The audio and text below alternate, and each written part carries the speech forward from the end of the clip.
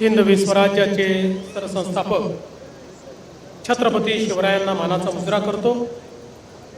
भारतीय राज्यघटनेचे शिल्पकार भारतरत्न डॉक्टर बाबासाहेब आंबेडकर यांना मानवंदना अर्पित करतो।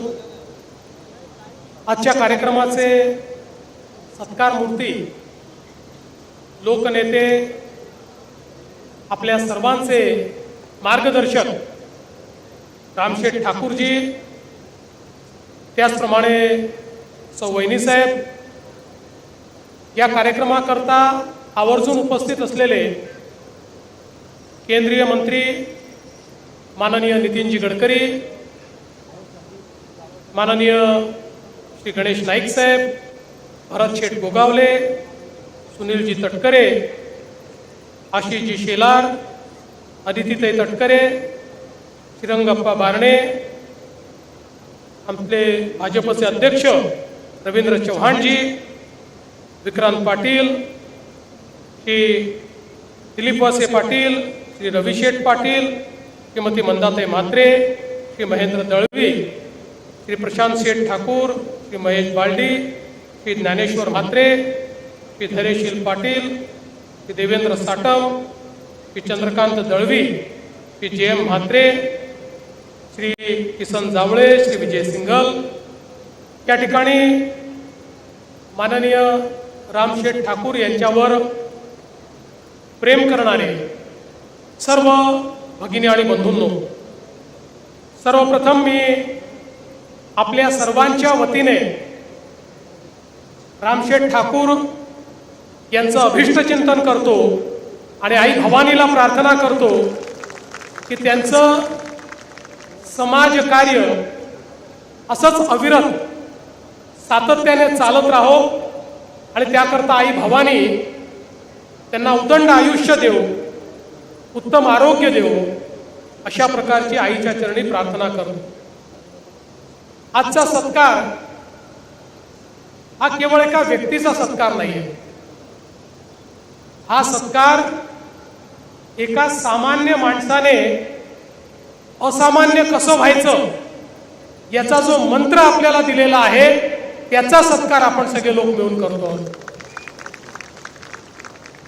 आत्ताच आपण बघितलं रामशेठ ठाकूरांचं जे आयुष्य आहे, छोट्याशा गावामध्ये जन्माला आल्यानंतर शिक्षण पूर्ण करण्याकरता त्यांनी केलेली मेहनत आणि विशेषतः कर्मवीर भाऊराव पाटलांनी जी रयत शिक्षण संस्था सुरू केली, त्या संस्थेच्या माध्यमातून शिक्षण घेण्याची संधी त्यांना प्राप्त झाली आणि त्या काळामध्ये त्यांच्यासारख्या होतकरू पण सर्वसामान्य विद्यार्थ्यांकरता कमवा आणि शिका अशा प्रकारची जी योजना सुरू करण्यात आली होती, त्या योजनेमध्ये मेहनत करायची, कमवायचं आणि शिकायचं अशा पद्धतीनं आपलं शिक्षण हे रामशेठ पाटलांनी त्या ठिकाणी पूर्ण केलं आणि त्यानंतर ते इथल्या शाळेमध्ये शिक्षक म्हणून त्यांनी आपली नोकरी धरली।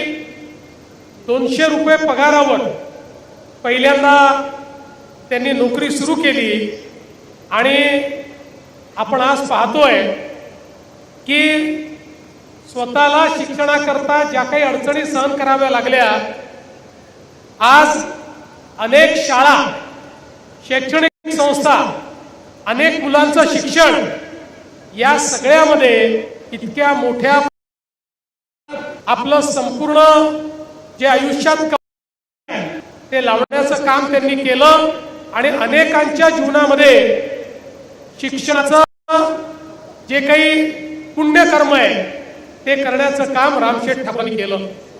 पण त्याच वेळी ज्या रयत शिक्षण संस्थेने त्या ठिकाणी त्यांना संधी दिली, ज्या कर्मवीर भाऊराव पाटलांच्या योजनेतनं त्यांना शिकायला मिळालं, मला असं वाटतं की जशी पूर्व्याने आपली गुरुदक्षिणा दिली होती तशी गुरुदक्षिणा देणारे आमचे रामशेठ ठाकूर आहेत।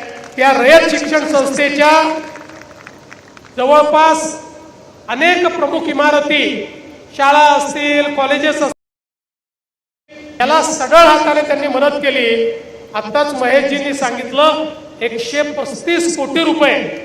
आणि दरवर्षी एकही वर्ष असं जात नाही की ज्या वर्षी रामशेठ ठाकूर रयत शिक्षण संस्थेला त्या ठिकाणी आपली मदत देत नाही. त्यामुळे एकलव्याप्रमाणे आपली गुरुदक्षिणा गुरुने न मागता देणारे अशा प्रकारचे रामशेठ ठाकूर हे आपल्याला खरोखर अतिशय प्रेरणा देणारे आहेत. आणि त्यांचा प्रवास देखील थक्क करणार आहे.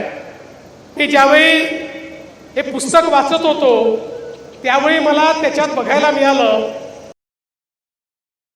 नोकरी करत असताना त्यांना पहिली संधी आली. या सिडकोचं आणि काही भरण टाकण्याचं काम, काही बंधारे बांधण्याचं काम चाललं होतं. आणि त्यात ज्यांच्याकडे काम होतं ते लेले साहेब, त्यांना रामशेठ ठाकूर म्हणाले मी हे काम करू शकतो.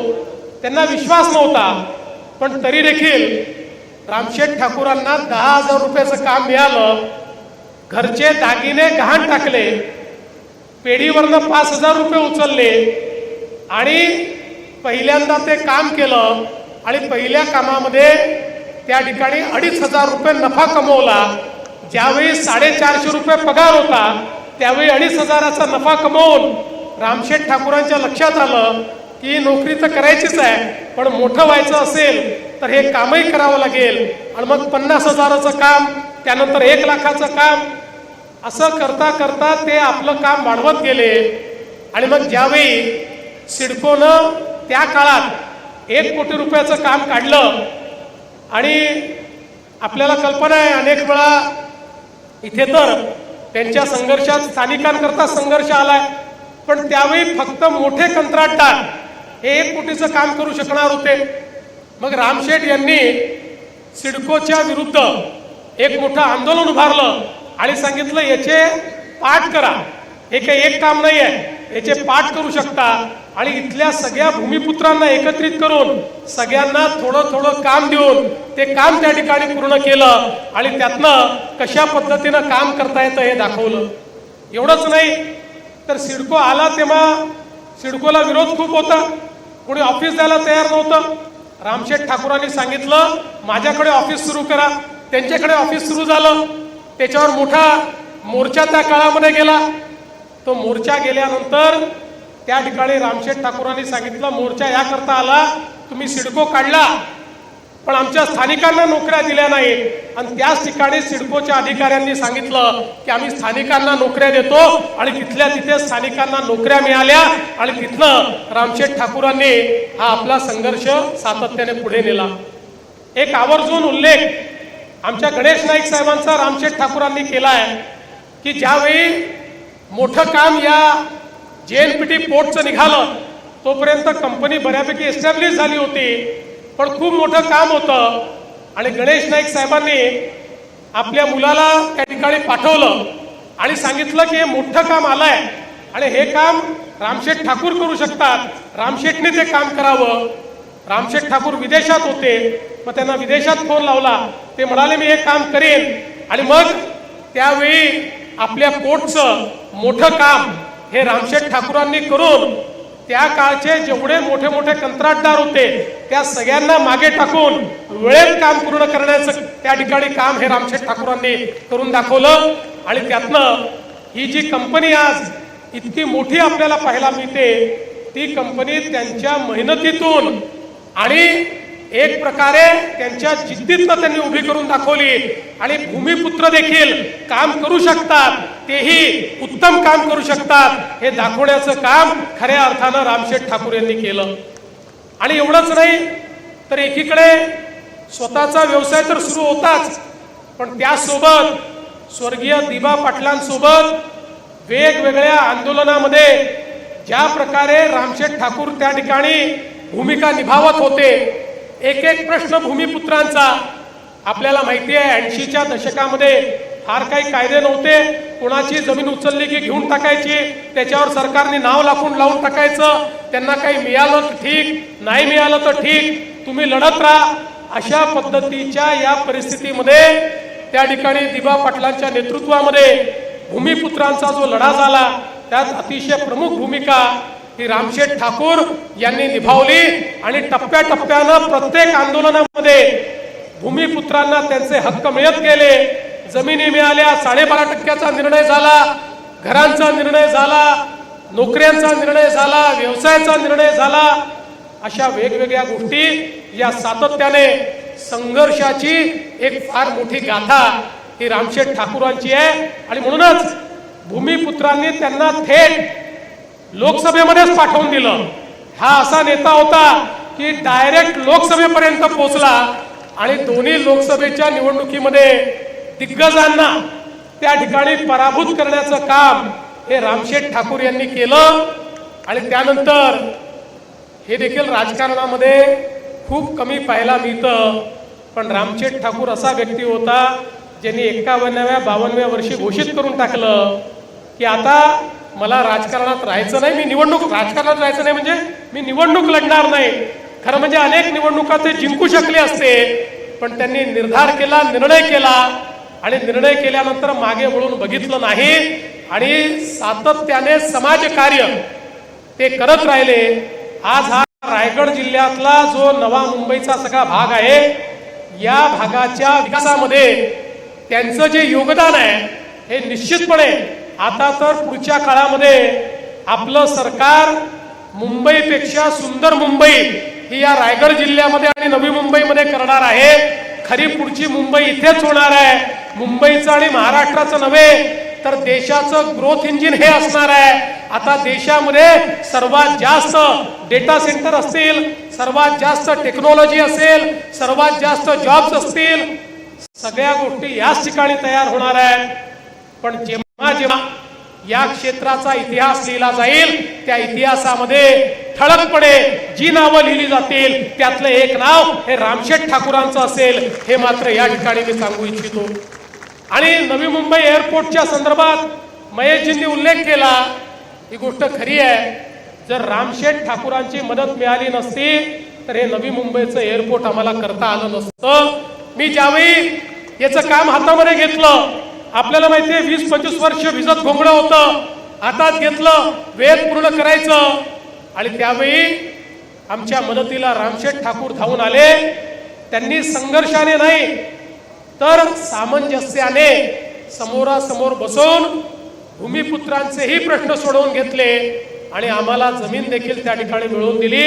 आणि म्हणून आज हे जे नवी मुंबईचं एअरपोर्ट आहे, जे एअरपोर्ट 2030 साली भारतातलं सगळ्यात मोठं एअरपोर्ट असेल आणि त्याच्या पुढे जगातल्या पहिल्या 10 एअरपोर्टमध्ये जे येणार आहे, अशा प्रकारचं एअरपोर्ट आपण पूर्ण करू शकलो. त्यांच्यासारखा नेतृत्व गुण असलेला व्यक्ती या ठिकाणी होता म्हणून.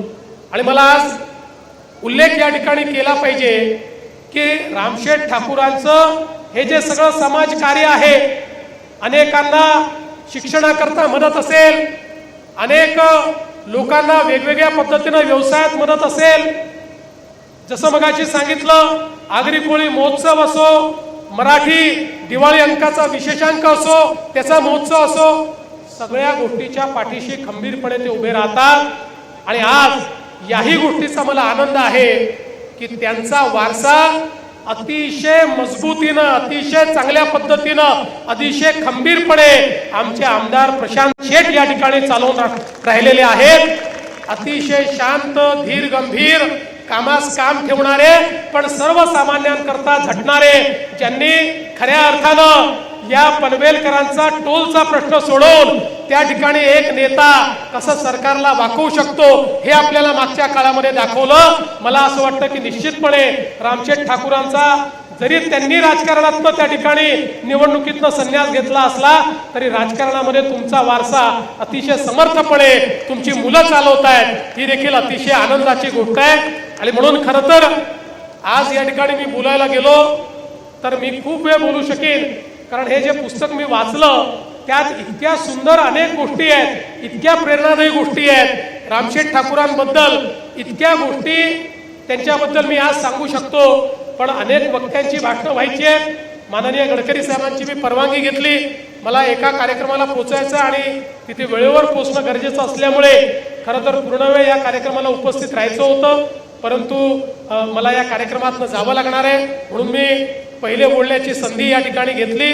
पण मी आजच्या खरं म्हणजे या प्रसंगी रामशेठ ठाकूर, सौ शकुंतलाताई ठाकूर या दंपतीचं अतिशय मनापासून त्या ठिकाणी अभिनंदन करतो, अभिष्टचिंतन करतो. आणि जसं आमच्या महेश बालदींनी सांगितलं की रामशेठ ठाकूरांचा 100वा वाढदिवस साजरा करण्याकरता आपण सगळे याच मैदानावर उपस्थित राहू, हा विश्वास आणि ईश्वराकडे प्रार्थना करून मी माझं बोलणं संपवतो. धन्यवाद. जय हिंद, जय महाराष्ट्र.